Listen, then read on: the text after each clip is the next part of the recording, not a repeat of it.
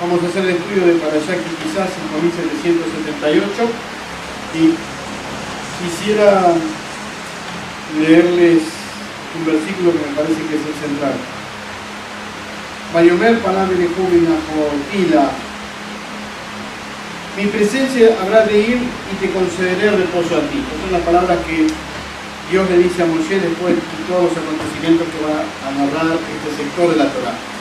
En este sector de la Torá, cuando empezamos a leer, Dios va a pedir para el conteo del pueblo de Israel que cada hombre mayor de 20 años presente medio shekel. ¿Por qué no se contaba directamente a las personas y sí a través del dinero, de las monedas? Porque se plantea que contar directamente el objeto implica dominio sobre el objeto. Y si entonces creemos que tenemos dominio sobre el objeto, lo que se extiende es nuestro impulso del mal, no hay nada o malo sería, porque creemos que tenemos dominio sobre cosas externas. Entonces, para no hacer eso, Dios lo que pide es que contemos mediante las monedas. Si yo, por ejemplo, en práctico, si yo cuento, bueno, ¿cuántos somos? 1, 2, 3, 9, 25, perfecto. Puedo pensar que son 25 cosas mías, objetos míos, o que estoy por sobre los 25. Por lo tanto, estoy extendiendo mi ego. Para que no pase eso, se cuentan directamente objetos. La moneda reemplazo de la persona. Es como se ha interpretado. Lo interesante de esta forma de contar es que Dios va a pedir que el rico no dé más dinero que el pobre. ¿Y por qué el rico va a dar más dinero que el pobre? Porque quiere ser más. Entonces, ¿cuánto ponen todos? El medio shekel serían 5 pesos. Es un valor ínfimo. Para que el rico no venga, digo, bueno, yo pongo 500. Si somos todos iguales frente a Dios, porque uno va a querer tener o poner más que el otro. Bueno, inmediatamente después de este acontecimiento viene la parte más jugosa del relato, y es que mientras Moisés estaba arriba hablando con Dios y Dios le estaba revelando los confines de la existencia y todo el conocimiento divino, ¿qué estaba haciendo Israel? Esperar. Y los días pasaban. Y sacaron las cuentas de cuándo tenía que venir Moshe de nuevo, y Moshe no bajó ese día. Tomaron mal las cuentas porque Moshe subía siempre de mañana y tomaron mal mediodía, y entonces dijeron, bueno, ya se cumplió los 40 días, Moshe no bajó, no tenemos líder. Necesitamos un líder. ¿Qué hacen? Nombremos a un líder. ¿Cómo lo nombramos? Bueno, vamos a hablar con Aarón. Mira, Aarón, no tenemos líder. Queremos un líder. Bueno, queremos un Dios a quien adorar. Bueno, ¿qué dice Aarón? Tráiganme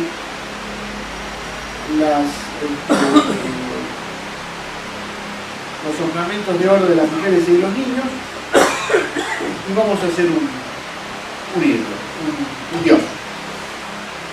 Aarón, el hermano de Moshe. Ese no. Bueno, como es la historia conocida, tiran todo el oro sobre el fuego y surge un becerro. Y entonces, el Eloheja Israel, estos son tus dioses Israel, se proclama. Y Aarón agrega, mañana vamos a hacer sacrificios para este Dios.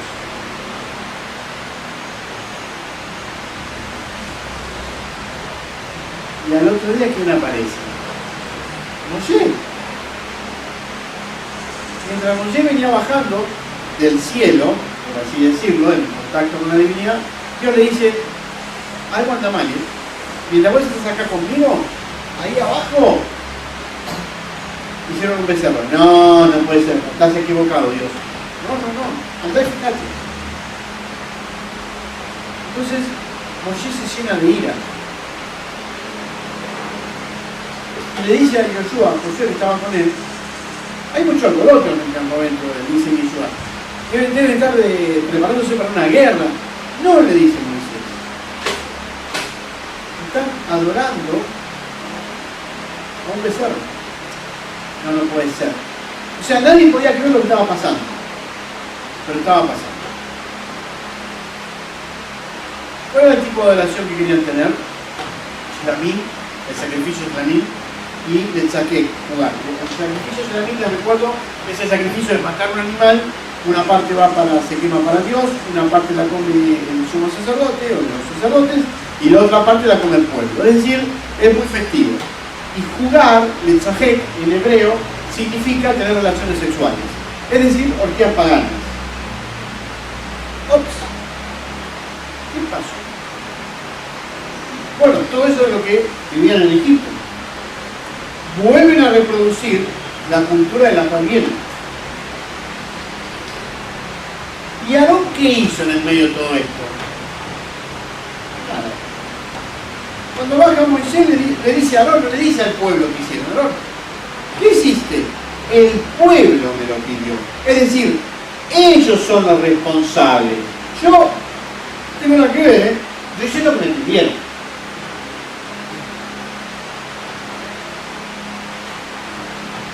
¿Qué hace Moisés?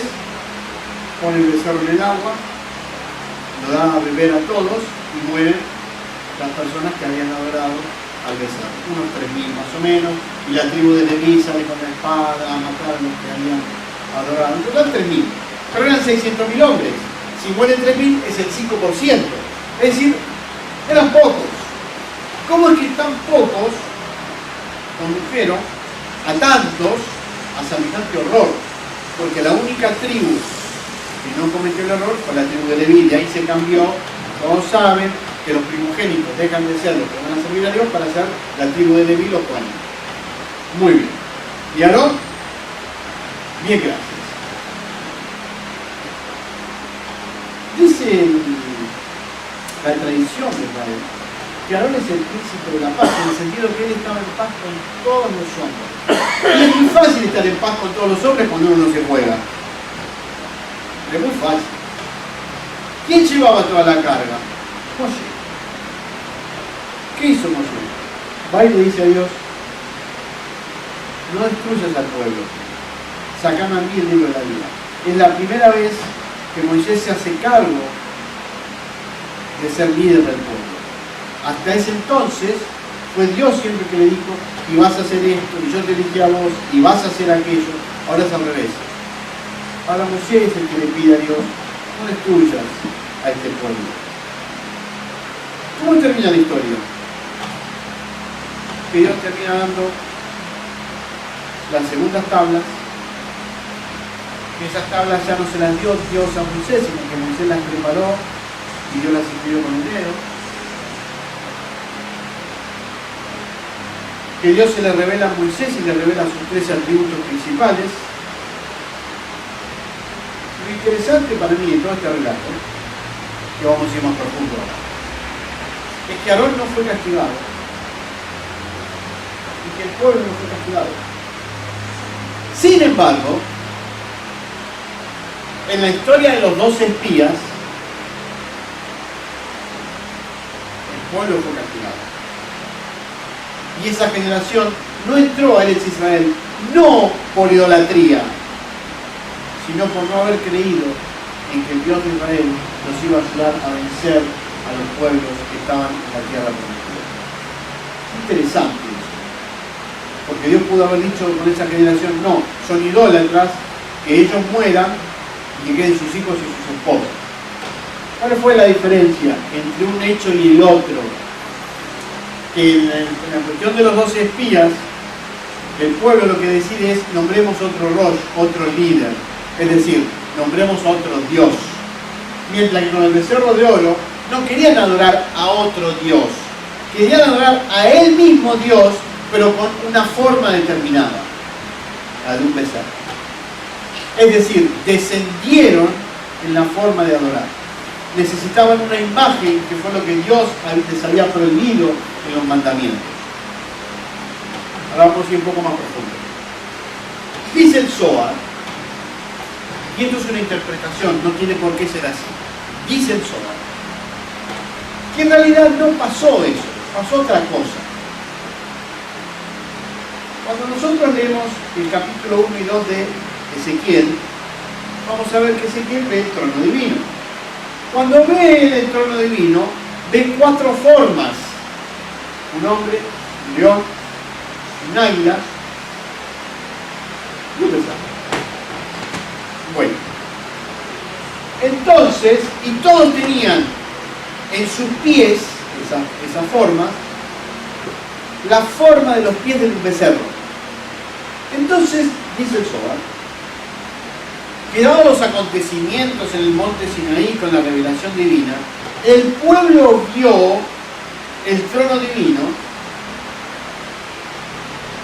y cuando vio el trono divino, no lo vio como Moisés, que estaba directamente con Dios, sino que vio solamente la parte de abajo. Y al ver la parte de abajo, lo que vio fue los pies de todos, que son pies de becerro. Entonces, como Moisés no viene y no saben cómo adorar a Dios, ¿qué es lo que hacen? Un becerro representando el trono divino.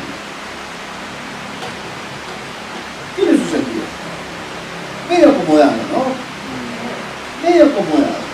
Como toda la religión.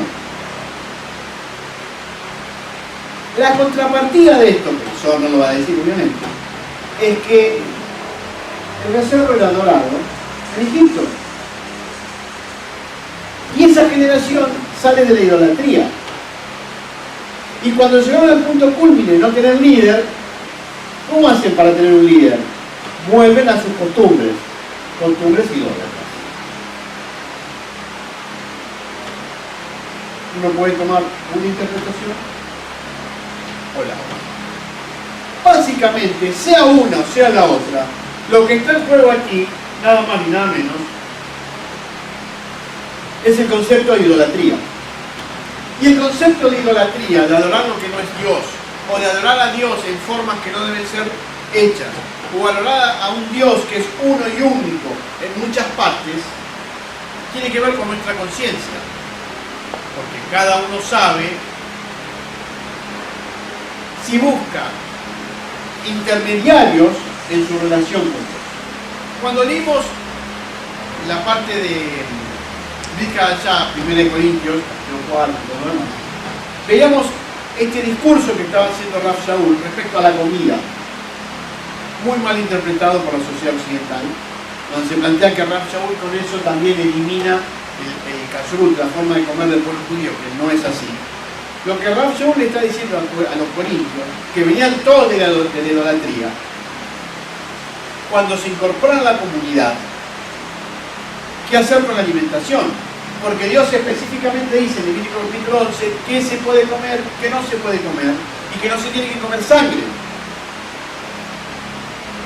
Pero había gente que venía del mundo pagano y comía carne adorando ídolos.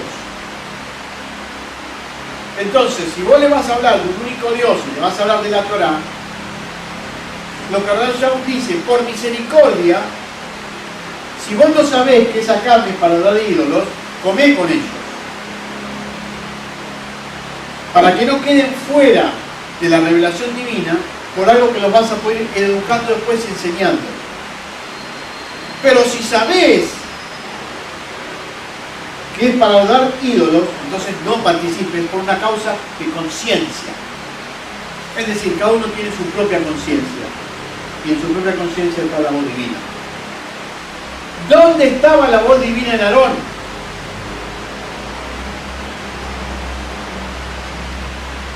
Pues Aarón no la escuchó. Aarón sabía que estaba actuando mal. Por eso dijo, ellos me lo pidieron. Cuando uno sabe que actúa mal, la responsabilidad se la tira al otro. El otro me dijo. Yo no tengo nada que ver. Como si vos sos el sumo sacerdote. En la Parashat Tzav, la anterior, habíamos leído que Dios le dio la vestidura y cómo tenía que entrar y salir del tabernáculo y todo lo demás. Y cuando tiene que defender lo que Dios le ha dado, la responsabilidad la pone en el otro.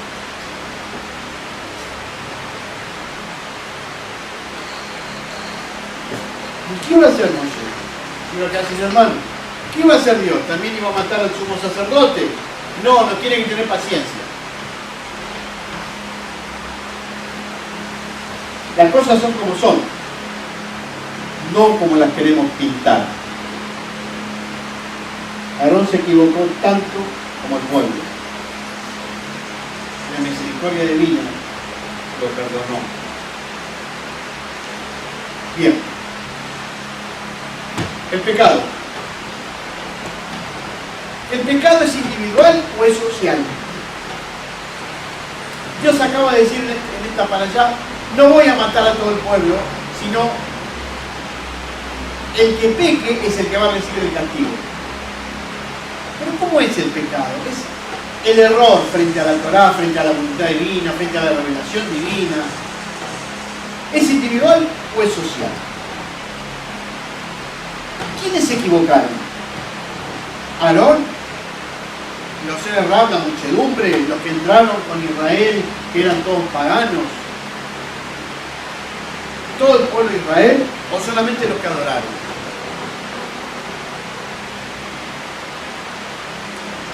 ¿Nuestra relación con Dios es individual o es social? Porque si nacemos en Argentina, tenemos la cultura argentina y actuamos como actúan los argentinos. Y vemos la escritura y todo como la cultura argentina. Y si vamos a Inglaterra será como la cultura inglesa. Y si vamos a África será como la cultura africana. Y entonces, ¿cómo es? ¿Es individual o es social?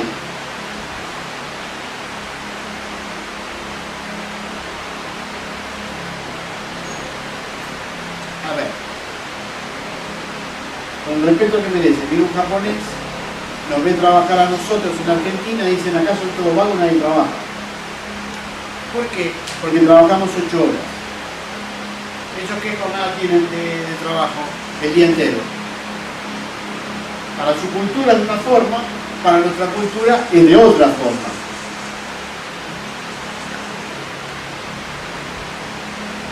¿Y para Dios cómo es? Y a Dios lo vamos a mirar después de nuestra cultura. No hay forma de salir de eso. Porque estamos formados con nuestra cultura. Y con nuestros valores. Más fácil todavía. El nene 13, 14 años sale a robar. Pero mamá y papá le dicen, ¿fuiste a trabajar hoy? Él fue a trabajar y trajo 1000 pesos. No fue a trabajar, fue a robar. Para mamá y papá, que son tan ladrones como el pobre nene, que colocado así, es su trabajo. Obviamente que robar y que está en la escritura, pero depende de la cultura, cómo leemos, cómo vemos la vida. El pecado social o es individual. En realidad, la cultura nos condiciona mucho. Se ha demostrado, o ciencia, que nuestro ADN cambia con la cultura. O sea, nosotros no cambiamos a la cultura nos cambia a nosotros. Por eso, la revelación divina es social, no es individual. Por eso Dios, cuando da la Torá, da 5 mandamientos, los primeros 5 son individuales y los segundos 5 son sociales. Porque no cuenta solamente lo que yo quiero y lo que yo hago, también cuenta lo que hace el otro. Porque si en esta cultura, por así decirlo, es válido que todos robemos, nadie va a pensar que sacar un objeto a otro es robar.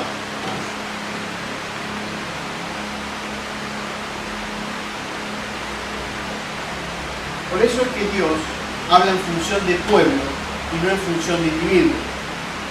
Y cuando Dios después ejecuta sus juicios, los ejecuta en función de pueblo y no de individuo. Con el pecado del becerro de oro, era todo muy tierno. Imagínense si en un solo momento Dios aplaza a Moshe y a Aarón. El pueblo espantado va a querer volver a Egipto. Entonces tiene que perdonar a Aarón la buena parte del pueblo que cometió idolatría y postergó ese error para un tiempo futuro. En la medida que nos vamos separando del error colectivo, el error social,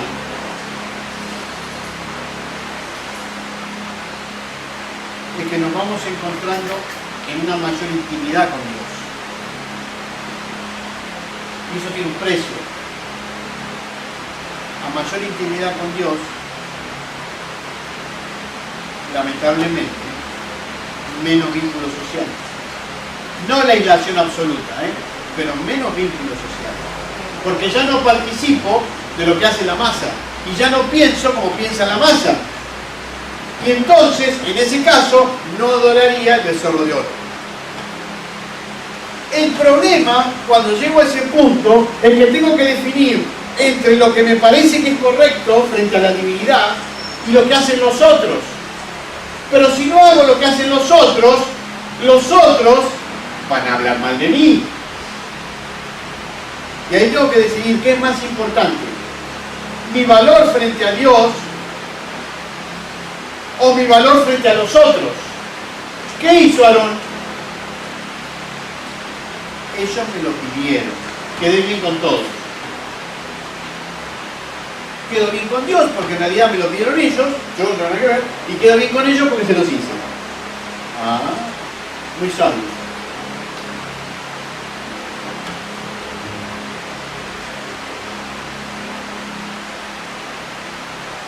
Por eso Dios le dice a Moisés, el pueblo se equivocó, tu hermano se equivocó, pero yo a vos no te voy a castigar. A vos te voy a dar mi descanso, mi paz. ¿Por qué? Porque Moisés prefirió enfrentar a su hermano y a todo el pueblo antes que entrar en el pecado social. Porque también Moisés puede haber bajado una sonrisa, bueno muchachos, se apuraron, yo ya llegaba, vamos a pedirle perdón a Dios, está todo bien, los tengo que educar de a poquito. No.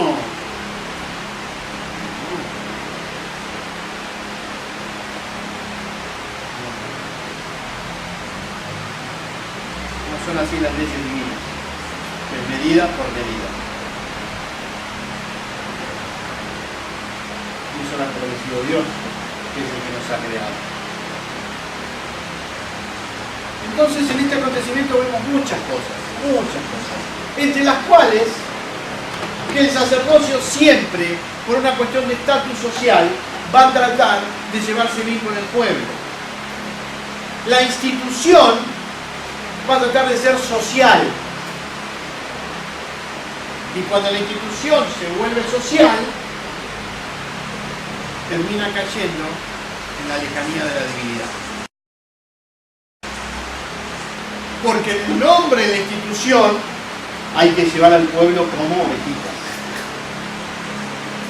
Por eso hay tanto sincretismo y tantos grupos. Y por el otro lado vemos que los que realmente se plantan y se paran y dicen no, esto no es correcto frente a lo social, quedan aislados, quedan solos. Moisés llevó toda la carga solo. Y Yeshua, nuestro Mesías, llevó toda la carga solo. Solo referente a los hombres, con el apoyo divino. Pero es así como el líder, o el tzadik, o el que Dios ha elegido para revelar algo, queda con todo el peso del error social. Como le pasó a Saúl. Vamos a ver hoy en Hechos capítulo 21, ya él va a empezar su proceso en donde todo el mundo lo acusan todos. Los judíos que no creen en Yeshua lo acusan de negar la Torá. Los que son mesiánicos lo defienden, pero no se juegan mucho por Saúl, no se jugaron mucho por Saúl. ¿Por qué? Porque él estaba con los gentiles. Entonces, viste, yo con los gentiles no me junto. Y así sucesivamente. Y cada vez que alguien aparece y que trae una revelación de parte de Dios, termina aislado de los hombres y juzgado por los hombres y llevando el peso del pecado de esa revelación.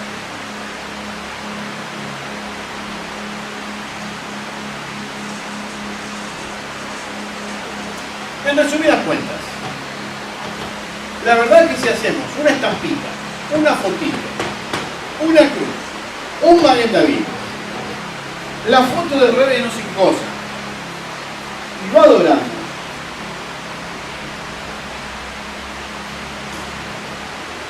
estamos lejos de la divinidad. Y si lo necesitamos como bastón para acercarnos a la divinidad, seguimos lejos de la divinidad. Porque la divinidad no tiene ni forma, ni nombre, ni olor, ni color. Es Dios. Es el innombrable. Es lo que es. Es insondable. Es lo que está. Es lo que nos da la vida, que no tiene ningún tipo de definición. Es Dios. Lo maduro y lo difícil, porque la sociedad va por otro lado, lo maduro es enfrentarnos a la realidad de que Dios no puede ser entendido por nuestro pensamiento, sino solamente por nuestra alma, el alma que Él insufló en nosotros, esa parte de Él que Él nos dio a nosotros. Y si vamos por ese camino, no vamos a necesitar un tesoro de oro, ni un sumo sacerdote, nada. La vida por sí misma. ¿Y cómo vivir la vida? Con la Torá. ¿Y cómo vivir la Torá? Como Yeshua la enseñó. Nada más. No hace falta nada más. El resto social perece y pertenece a los valores perennes y cambiantes de este mundo. Nada más y nada menos. Y al fin y al cabo, ¿cuál es la esencia de toda la revelación divina? Los 10 mandamientos. 5 individuales, los primeros 5, 5 sociales, los segundos 5. El resto es una explicación de cómo vivir eso. ¿Para qué hemos sido llamados? Para vivir como Dios quiere que vivamos. Y para seguir como Él merece ser seguido.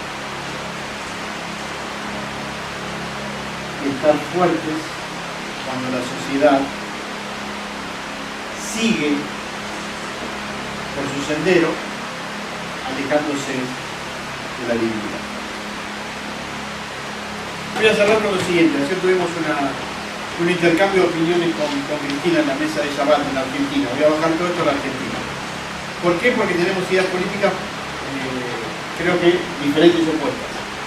Y cada uno vertió su opinión respecto a la realidad argentina. Y llega un punto del intercambio en que en realidad los dos decimos lo mismo.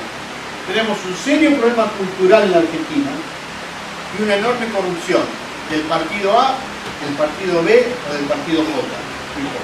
Y una historia de decadencia del país que hace que haya pocos ricos y muchos pobres. Y que la movilidad social casi no exista. Si nacés pobre, casi vas a morir pobre.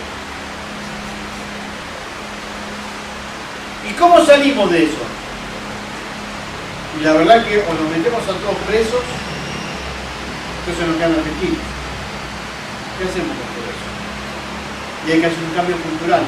Sí, pero que lleva generaciones. ¿Cómo lo cambias? Entonces viene un gobierno de derecha, X gobierno, o viene un gobierno de izquierda, X gobierno. Y cada gobierno refunda el país. Y cada gobierno viene con su librito. Y los que antes estaban y hicieron las cosas mal, se quejan de los que están ahora. Y los que están ahora, que no les está yendo bien, cuando no estén, se van a quejar de los que van a venir y van a decir que están haciendo las cosas mal.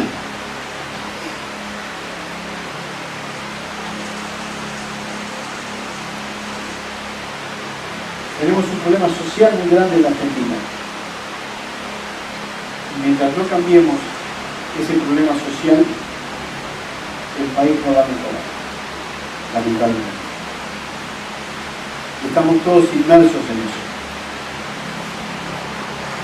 Porque si no estaríamos inmersos en eso, viviríamos como la gente que vive en el primer mundo, los países más desarrollados, donde cuando vos te jubilás no sos pobre, donde el Estado te da lo que te tiene que dar, etc. Todo lo que cada uno sabe y cada uno vive.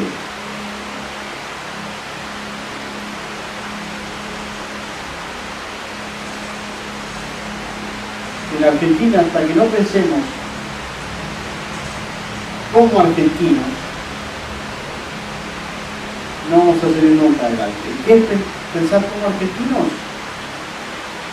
Que si yo cometo un error, también estoy entorpeciendo a otros. Que no solamente mi grupito, sino el mío y el otro grupo.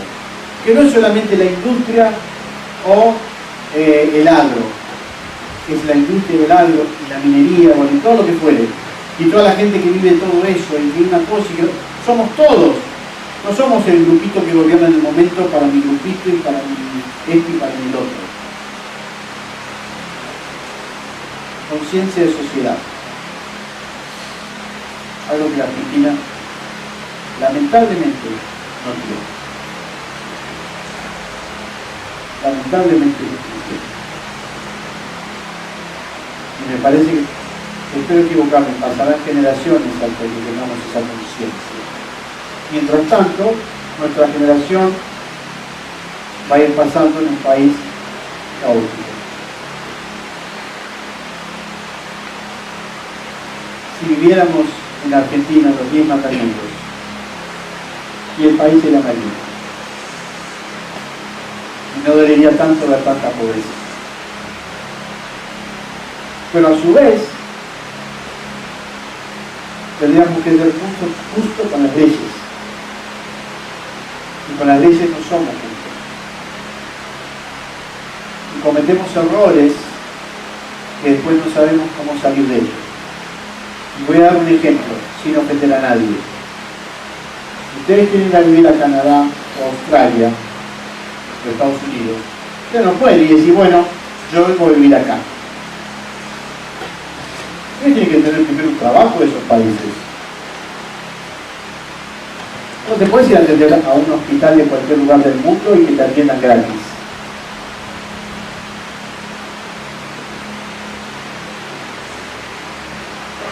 En Argentina hay cadenas de comercios que son extranjeros, pero no Carrefour, ese tipo de cosas,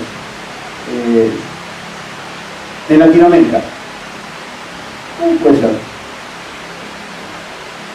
Tienen ventajas comerciales frente al nativo. ¿Dónde está la ley?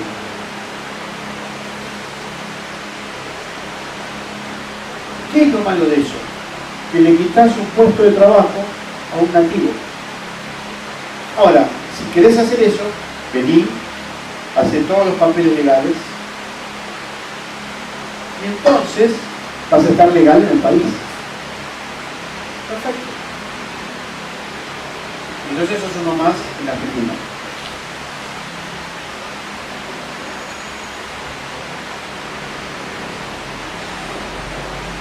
Así es como construimos nuestros becerros de oro. Y después viene un líder y lo ponemos que va a solucionar todo, no lo soluciona, viene otro, no lo soluciona, y vamos pasando. De generación en generación. Bueno, me fui por la rama. Toda esta parte la borramos simplemente la borré de la charla, no quería dejar pasar. En resumidas cuentas, viviríamos mejor si viviéramos los 10 mandamientos. Y si cada uno se hace cargo del lugar que le corresponde, y no seríamos en Argentina como fue Aarón, la responsabilidad es del otro. Y no de cada uno de nosotros en el lugar que nos corresponde. Chaval Chalo, muchas gracias.